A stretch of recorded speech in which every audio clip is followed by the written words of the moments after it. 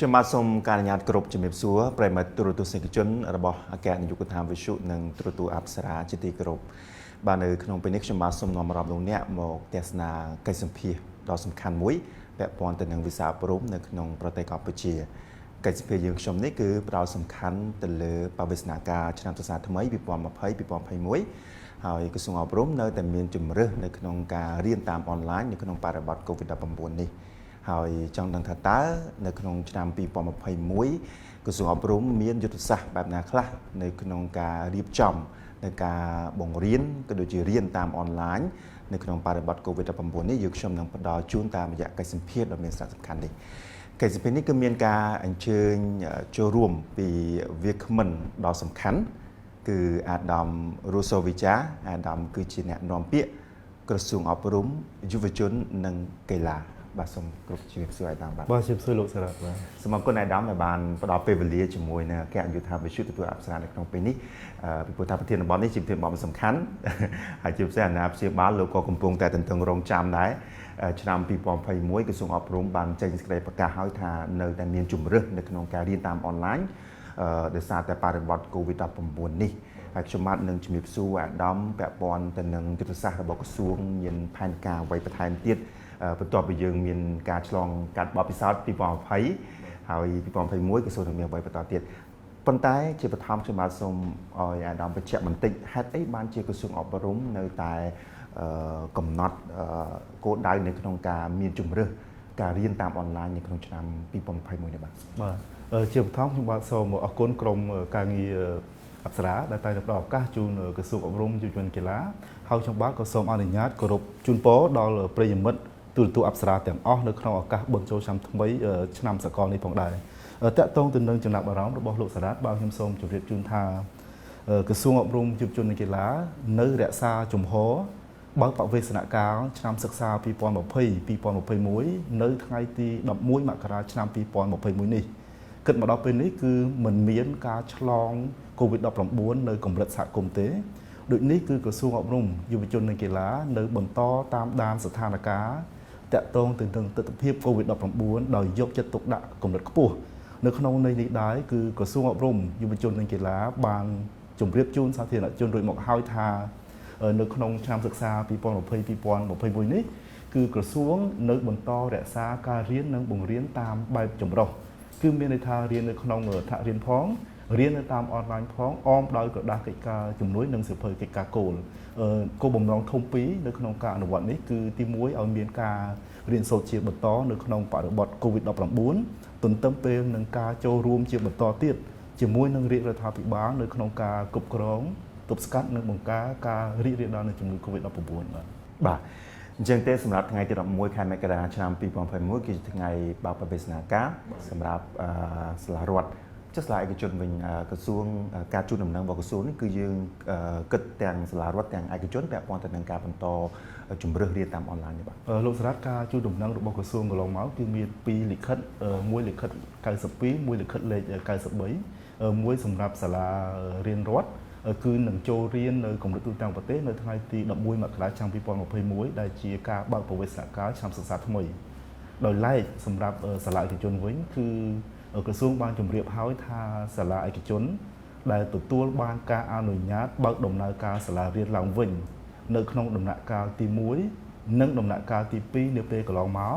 អាចចាប់ផ្ដើមបើកដំណើរការសាលារៀនទៅតាមជាក់ស្ដែងនៃការគ្រប់គ្រងនៅតាមគឺសាលាសិក្សាឯកជននីមួយៗអញ្ចឹងចំណុចសំខាន់ត្រង់ថាសាលាឯកជនទាល់តែសាលាឯកជនដែលទទួលបានការអនុញ្ញាតរួចមកហើយនៅក្នុងការបើកដំណើរការសាលារៀនឡើងវិញក្នុងដំណាក់កាលទី1និងដំណាក់កាលទី2បាទប៉ុន្តែជំរើសនឹងការរៀនអនឡាញក្រសួងនៅតែជំរុញអំពីវិនិយោគឯកជននៅតែបន្តឬក៏យ៉ាងណាបាទការរៀននិងបង្រៀនអនឡាញនេះគឺនៅមានដំណើរការគ្រប់គ្រឹះស្ថានសិក្សាឯកជននិងគ្រឹះស្ថានសិក្សាសាធារណៈតែម្ដងពីព្រោះថាការរៀនឆ្លាស់វេនគ្នាផ្សំជាមួយនឹងការសិក្សាតាមអនឡាញផ្សំជាមួយនឹងការរៀនសូត្រនៅក្នុងថ្នាក់រៀនផ្ទាល់នៅតែជាយុទ្ធសាស្ត្រជាបន្តទៀតរបស់ក្រសួងអប់រំយុវជននិងកីឡានៅក្នុងការពង្រឹងការអប់រំបែប Digital ផងនិងចូលរួមជាមួយរាជរដ្ឋាភិបាលនៅក្នុងបរិបទ COVID-19 ផងបាទសូមអរគុណអាដាមពាក់ព័ន្ធទៅនឹងការបង្រៀនការរៀនតាមបែបចម្រុះ យើងអាចនិយាយថាជាសម័យកាលថ្មីនៅក្នុងបរិបទ COVID-19 នេះទាំងបន្ថយចំនួនសិស្សទាំងរៀនតាមអនឡាញតើក្រសួងអប់រំយុវជនកីឡាបានឃើញនៅអ្វីជាឧបសគ្គអ្វីខ្លះអ្វីជាបញ្ហាប្រឈមបើតាមខ្ញុំបានចាំបានដូចជាពាក់កណ្ដាលឆ្នាំ2020យើងចាប់ផ្ដើមផ្អាកការរៀនហើយនៅតាមសាលាដោយសារតែមានបញ្ហា COVID-19 ហើយក៏យើងចាប់ផ្ដើមបន្តឲ្យមានការរៀនតាមអនឡាញអ្វីជាឧបសគ្គដែលក្រសួងបានឃើញនៅក្នុងឆ្នាំ2020នេះបាទលោកស្រាខ្ញុំសូមបញ្ជាក់ជូនចេះថាករណី COVID-19 នេះគឺមានផលជះមកលើពិភពលោកទាំងមូលគ្រប់វិស័យប្រសិនបើយើងពិនិត្យមកករណីនៅប្រទេសកម្ពុជាយើងវិស័យអប់រំនិងវិស័យផ្សេងៗទៀតក៏ទទួលផលជះពី COVID-19 ដូចនៅក្នុងបរិបទពិភពលោកផងដែរនៅក្នុងន័យនេះដើម្បីឆ្លើយតបទៅនឹងការតម្រូវការរៀនសូត្រនៅក្នុងបរិបទ COVID-19 គឺកន្លងមក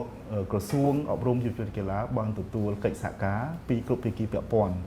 រួមទាំងវិស័យឯកជននិងក្រសួងស្ថាប័ននានានៅក្នុងប្រទេសកម្ពុជាយើងជាក់ស្ដែងនៅក្នុងបរិបទ COVID-19 កន្លងមកនេះនៅក្នុងឆ្នាំ2020គឺក្រសួងបានទទួលកិច្ចសហការដ៏ល្អជាមួយនឹងក្រសួងព័ត៌មានដោយបង្កើតតូតកពីដែលជាប៉ុស្តិ៍ទូរទស្សន៍អប់រំថ្មីមួយហើយចំណែកឯក្រសួងប្រៃសណីនិងទូរគមនាគមន៍ក៏បានសហការជាមួយនឹងក្រសួងអប់រំយុវជនកីឡាដើម្បីបង្កើតជាយន្តការរៀនសូត្រតាមប្រព័ន្ធអេឡិចត្រូនិកនេះផងដែរដើម្បីជួយបន្តជាមួយនឹងអ្វីដែលក្រសួងអប់រំយុវជនកីឡាមានរួចជាស្រេចដោយមានការបង្រៀននៅតាមប្រព័ន្ធ Facebook ផ្លូវការរបស់ក្រសួងអប់រំយុវជនកីឡាហើយនឹងយន្តការសិក្សាពីចម្ងាយនានាដែលវិស័យឯកជនបានផ្ដល់កិច្ចសហការមកដល់ក្រសួងយើងនៅពេលមានវត្តមាន COVID-19 នេះតកតងទៅនឹងបញ្ហាប្រឈមវិញគឺក្រសួងអប់រំយុវជនកីឡាជាទូទៅបានបង្វែរបញ្ហាប្រឈមនានាតាំងពីមុនវត្តមានរបស់ COVID-19 ឲ្យคล้ายទៅជាឱកាសនៅក្នុងការពង្រឹងកំណែទម្រង់វិស័យអប់រំយុវជនកីឡាអញ្ចឹងបើយើងពិនិត្យនៅក្នុងបរិបទ COVID-19 នេះក្រសួងអប់រំយុវជនកីឡាបង្វែរផលជះពី COVID-19 ឲ្យទៅជាឱកាសពង្រឹងការអប់រំបែប Digital ដែលមានចែងរួចជាស្រេចនៅក្នុងផែនការយុទ្ធសាស្ត្រវិស័យអប់រំឆ្នាំ2019-2023អាដាមបណ្ឌិតសភាចាហុងជុនរ៉ុនរដ្ឋមន្ត្រីក្រសួងអប់រំយុវជនកីឡាគឺបានលើកដូចមកហើយថា COVID-19 នេះបានជំរុញឲ្យក្រសួងអប់រំយុវជនកីឡាអនុវត្តវិធានការនៅក្នុងការពង្រឹងការអប់រំបែប Digital នេះ10ឆ្នាំមុនផែនការកំណត់នៅក្នុងន័យនេះដែរគឺក្រសួងក៏សូមអរគុណទៅដល់ការចូលរួមពីគ្រប់ភាគីពាក់ព័ន្ធនៅក្នុងការជំរុញយន្តការរៀនសូត្រពីចម្ងាយនៅក្នុងបរិបទ COVID-19 នេះលោកសាស្ត្រាចារ្យត្រង់ចំណុចនេះខ្ញុំបាទនឹងសួរអំពីយុទ្ធសាស្ត្ររបស់ក្រសួងបន្តទៀតសម្រាប់2021ប៉ុន្តែខ្ញុំបាទចាប់អារម្មណ៍ប្រសាសន៍របស់អាដាមថាវាជាឱកាសទៅវិញនៅក្នុងការពង្រឹងវិស័យអប់រំជាពិសេសនៅក្នុងផែនការរបស់ក្រសួងអប់រំនៅក្នុងការបង្រៀនតាមអនឡាញតាមប្រព័ន្ធ Digital នេះប៉ុន្តែមានសំណួរសួរថារៀនតាមអនឡាញយើងមិនមានការជួបមុខគ្នាទេប៉ុន្តែរៀនជួបមុខគ្នាក៏អាចថាពេលខ្លះក៏សិស្សក៏ពិបាកក្នុងការចាប់យកមានបញ្ហាមានការរៀនក៏មានផលលំបាកខ្លះៗសម្រាប់សិស្សចុះទម្រាំយើងអត់សូវបានជួបមុខគ្នាហើយបានជាក្រសួងចាត់ទុកថាវាគឺជាគោលដៅរបស់ក្រសួងជាផែនការរបស់ក្រសួងទោះបីជាមិនមាន COVID-19 ក៏ដោយបាទមានឬក៏មិនមាន COVID-19 គឺជាកត្តាមួយដែលក្រសួងបានកំណត់រួចទៅហើយដើម្បីឆ្លើយតបទៅនឹងការលើកកម្ពស់សេដ្ឋកិច្ចបែប Digital លុះត្រាតែមានការអប់រំបែប Digital ដូចនេះហើយគឺក្រសួងបានដាក់ចូលផែនការយុទ្ធសាស្ត្ររបស់ខ្លួនដើម្បីលើកកម្ពស់ការអប់រំបែប Digital នេះចូលទៅក្នុងផែនការយុទ្ធសាស្ត្រ2019-2023ក៏ដូចជាផែនការដើម្បីឆ្លើយតបទៅនឹងគោលដៅអភិវឌ្ឍតាមជាមួយការចូលរួមរបស់សមាជិកប្រទេសផ្សេងៗនៅក្នុងពិភពលោកជាមួយនឹងអង្គការសហប្រជាជាតិផងដែរដើម្បីឆ្លើយតបទៅនឹងគោលដៅសហសវត្តគោលដៅស្ថិរភាពនៅក្នុងឆ្នាំ2030នៅក្នុងន័យនេះគឺនៅក្នុងឆ្នាំ2020ប្រសិនបើមិនមាន COVID-19 ទេគឺក្រសួងអប់រំយុវជនកីឡាបានកំណត់រួចទៅហើយនៅក្នុងការជ្រើសរើសប្រធានបទសម្រាប់សន្និបាតអប់រំប្រចាំឆ្នាំរបស់ខ្លួននោះគឺផ្ដោតទៅលើការអប់រំបែប Digital ប៉ុន្តែដោយសារមានវត្តមាន COVID-19 ការកំណត់ប្រធានបទនោះគឺមិនបានប្រព្រឹត្តនៅក្នុងតាមការគ្រោងទុកនៅក្នុងសន្និបាតអប់រំនោះទេអញ្ចឹងសំខាន់ដែលខ្ញុំបាទអាចអនុញ្ញាតជម្រាបជូនថា ដំណើរការនៅក្នុងការពង្រឹងការអប់រំបែប digital នេះគឺមានសារៈសំខាន់ណាស់ពីព្រោះជាការឆ្លើយតបធំមួយនៅក្នុងការលើកកម្ពស់សេដ្ឋកិច្ច digital ដើម្បីចូលរួមអភិវឌ្ឍជាបន្តទៀតនៅសេដ្ឋកិច្ចប្រទេសកម្ពុជាយើងនៅក្នុងឆ្នាំ2030ក៏ដូចជាឆ្នាំ2050ខាងមុខនោះដែរបាទ អរគុណអាដាមអញ្ចឹងយើងច្បាស់ទាំងអស់គ្នាហើយនេះគឺជា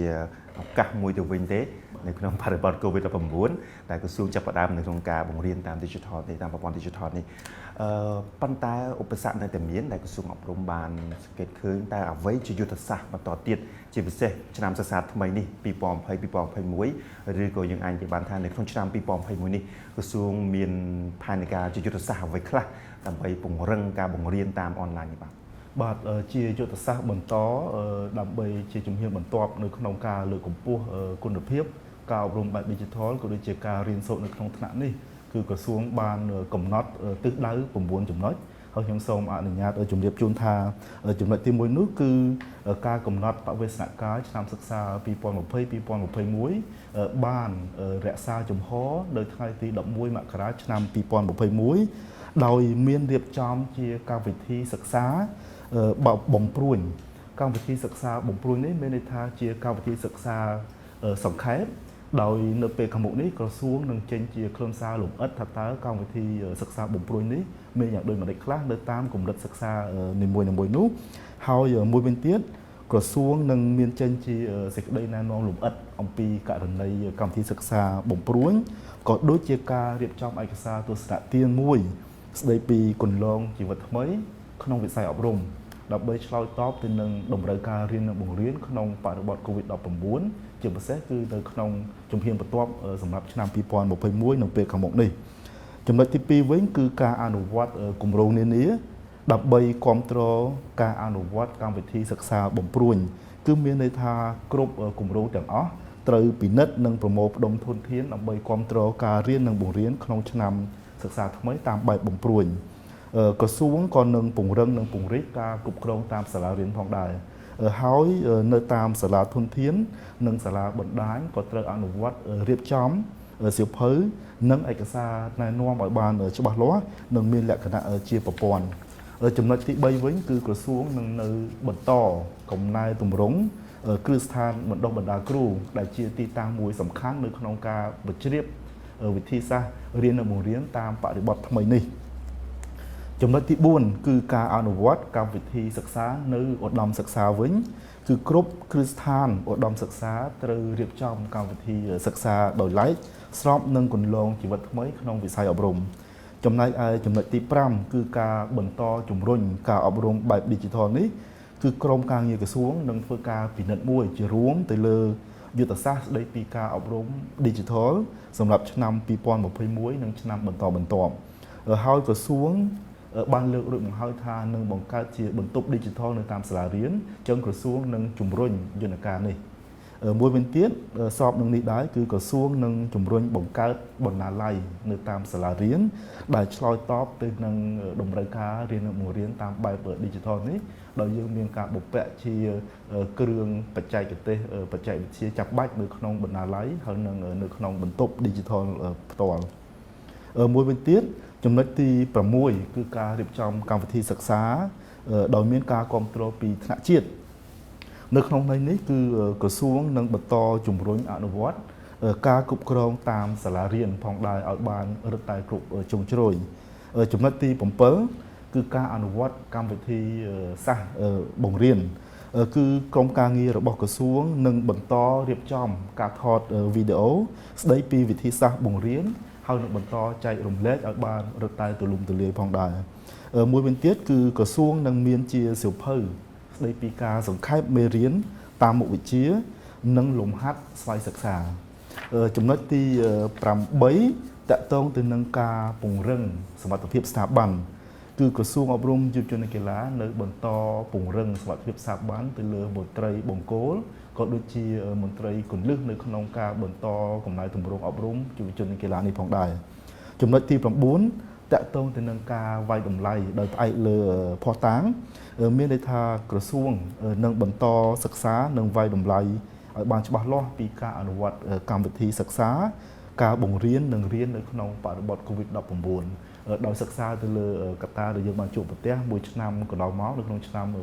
2020ដើម្បីលើកជាមេរៀនពិសោធន៍ក៏ដូចជាការអនុវត្តល្អៗពីលោកគ្រូអ្នកគ្រូផ្សេងៗពីនាយកសាលាផ្សេងៗនិងគណៈគ្រប់គ្រងផ្សេងៗដើម្បីចែករំលែកបទពិសោធន៍ឲ្យរឹតតែទូលំទូលាយនៅក្នុងការបន្តអនុវត្តក្នុងឆ្នាំ2021នេះបាទអរគុណអាដាមតើអាដាមមានជាការអំពាវនាវអ្វីដល់ភាគីពាក់ព័ន្ធនៅក្នុងការដែលក្រសួងនៅតែមានជំរើសនៅក្នុងការរៀនតាមអនឡាញក្នុងបរិបទ COVID-19 ទោះបីជាក្នុងឆ្នាំ2021ក៏ដោយបាទខ្ញុំបាទសូមអនុញ្ញាតគោរពថ្លែងអំណរគុណក៏ដូចជាសូមអំពាវនាវដល់គ្រប់ភាគីពាក់ព័ន្ធទាំងអស់ជាពិសេសគឺមន្ត្រីអប់រំគ្រប់លំដាប់ថ្នាក់ក៏ដូចជាគណៈគ្រប់គ្រងសាលារៀនមេដាបិតាហើយនិងសិស្សានុសិស្សនិស្សិតទាំងអស់ដែលបានអនុវត្តយ៉ាងខ្ជាប់ខ្ជួនកន្លងមកនៅវិធានការសុខភាពសុខភាពហើយសូមមេត្តាបន្តអនុវត្តប្រកបដោយការយកចិត្តទុកដាក់កម្រិតខ្ពស់បំផុតនៅក្នុងការអនុវត្តវិធានការសុខភាពដូចមានចែងនៅក្នុងគោលការណ៍ប្រតិបត្តិស្តង់ដារ SOP របស់ក្រសួងអប់រំយុវជននិងកីឡាចុះថ្ងៃទី4សីហាឆ្នាំ2020ដើម្បីបន្តចូលរួមជាមួយនឹងរាជរដ្ឋាភិបាលនៅក្នុងការគ្រប់គ្រងទប់ស្កាត់និងបង្ការការរីករាលដាលនៃជំងឺ COVID-19 នេះផងដែរបាទអាដាមជាចុងក្រោយខ្ញុំបាទចង់បានការបញ្ជាក់បន្ថែមជាការធានាចំពោះគណៈព្យាបាលជាពិសេសតម្រងសម្រាប់សិស្សានុសិស្សទោះបីជាការរៀនតាមអនឡាញក៏ដោយឲ្យធានាប្រកាសថាមិនថាប្រកាសប៉ុន្តែជាការបង្ហាញជឿជាក់មួយសម្រាប់គណៈព្យាបាលថាកូនបុត្រធីតាបុត្ររបស់ពួកគាត់គឺទទួលបានចំណេះដឹងទោះបីជានៅក្នុងបរិបទ COVID-19 ក៏ដោយអាដាមមានជាសារអ្វីជូនដល់គណៈព្យាបាលជាចុងក្រោយខ្លីនៅក្នុងកិច្ចសភានេះបាទប្រសិទ្ធភាពនៃការរៀននិងបង្រៀននៅក្នុងប្រទេសកម្ពុជាក៏ដូចជានៅក្នុងពិភពលោកគឺទាមទារឲ្យមានការចូលរួមពីគ្រប់ភាគីពាក់ព័ន្ធតួអង្គសំខាន់នៅក្នុងនោះគឺមានអ្នកផ្ដល់សេវាអប់រំហើយនិងអ្នកទទួលសេវាអប់រំនៅក្នុងបរិបទប្រទេសកម្ពុជាយើងអ្នកផ្ដល់សេវាអប់រំមានច្រើននៅក្នុងនោះក្រសួងអប់រំយុវជននិងកីឡាជាតួអង្គមួយដើរតួយ៉ាងសំខាន់នៅក្នុងការផ្ដល់សេវាអប់រំក្រៅពីនោះក៏មានជាវិស័យឯកជនផងដែរដែលដើរតួជាអ្នកផ្ដល់សេវាអប់រំនៅក្នុងប្រទេសកម្ពុជានិងនៅក្នុងពិភពលោកចំណែកឯភាគីខាងអ្នកទទួលសេវាអប់រំវិញគឺមានតួអង្គចម្បងដូចជាសិស្សនិស្សិតហើយនិងមេដាបិតាដែលពាក់ព័ន្ធនៅក្នុងការគ្រប់គ្រងដំណើរការរៀនសូត្ររបស់គាត់នៅក្នុងន័យនេះខ្ញុំសូមបញ្ជាក់ជូនថាជោគជ័យនៅក្នុងជីវិតរបស់អ្នកសិក្សាទាំងអស់នៅក្នុងពិភពលោកគឺស្ថិតនៅក្នុងកត្តាពីរធំមួយគឺកត្តាធម្មជាតិមួយវិញទៀតគឺកត្តាសង្គមកត្តាធម្មជាតិគឺសំដៅទៅដល់កំណើតកាច់ជារបស់បុគ្គលគ្រប់រូបហើយចំណែកឯកត្តាសង្គមមានកត្តាពាក់ព័ន្ធដូចជាកត្តាសង្គមគ្រួសារសង្គមសាលារៀនសង្គមមិត្តភ័ក្តិជាដើមដូចនេះជោគជ័យនៅក្នុងការរៀនសូត្រទោះបីមានឬមិនមាន COVID-19 ក៏ដោយគឺទាមទារឲ្យមានការចូលរួមពីគ្រប់តួអង្គពាក់ព័ន្ធសំខាន់ដូចខ្ញុំបាទជម្រាបអំបញ្ញមិញនេះហើយខ្ញុំសូមរំលឹកនៅមួយចំណុចគន្លឹះស្វ័យសិក្សាដើរតួនាទីសំខាន់ខ្លាំងណាស់ទោះបីជាមិនមាន COVID-19 ក៏ដោយហើយនៅក្នុងបរិបទ COVID-19 នេះគឺស្វ័យសិក្សាដើរតួនាទីរឹតតែសំខាន់ដោយហេតុផលថាស្វ័យសិក្សានេះគឺជួយជំរុញឲ្យបុគ្គលនីមួយៗដែលកាន់នៅក្នុងកណ្ដាប់ដៃរបស់ខ្លួននៅអនាគតរបស់ខ្លួននោះអាចសម្រេចទៅដល់គោលដៅជីវិតដែលយើងចង់ប្រាថ្នាហើយនឹងជាស្ពានមួយដើម្បីសម្រេចនៅក្នុងការអនុវត្តការរៀនសូត្រ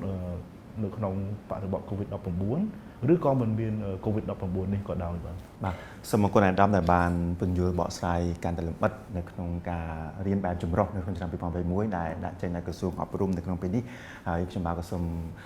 គ្រប់ជូនពរអាដាមសូមឲ្យមានទទួលបានសុខភាពល្អជាពិសេសសូមឲ្យជោគជ័យភារកិច្ចថ្មីៗបន្ថែមទៀតនៅក្នុងវិស័យអប់រំរបស់ប្រទេសកម្ពុជាយើងនេះបាទសូមគ្រប់អរគុណហើយក៏សូមជូនពរម្ដងទៀតសូមឲ្យការបង្រៀនតាមអនឡាញការរៀនតាមអនឡាញដែលជាទិសដៅរបស់ក្រសួងអប់រំនឹងទទួលបានជោគជ័យផងដែរសូមអរគុណបាទសូមអរគុណពេលមកទទួលស្នេហិជនជាទីគោរពនិង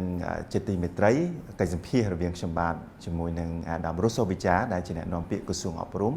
យុវជននិងកីឡាពាក់ព័ន្ធទៅនឹងជំរើសនៃការរៀនតាមអនឡាញនៅក្នុងឆ្នាំ2021ឬក៏រៀនតាមបែបចម្រុះ នៅក្នុងឆ្នាំ2021នៅក្នុងបរិបទ COVID-19 នេះបានមកដល់ទីបញ្ចប់ហើយយើងខ្ញុំក៏សូមអរគុណដល់លោកអ្នកដែលបានចំណាយពេលដ៏មានតម្លៃតាមដានទស្សនាកិច្ចសម្ភាសន៍ដ៏សំខាន់មួយនេះនៅពេលនេះខ្ញុំបាទលុនសារ៉ាត់និងអាដាមរូសូវីចាដែលជាអ្នកនាំពាក្យក្រសួងអប់រំយុវជននិងកីឡាសូមការអនុញ្ញាតគ្រប់លាបាទ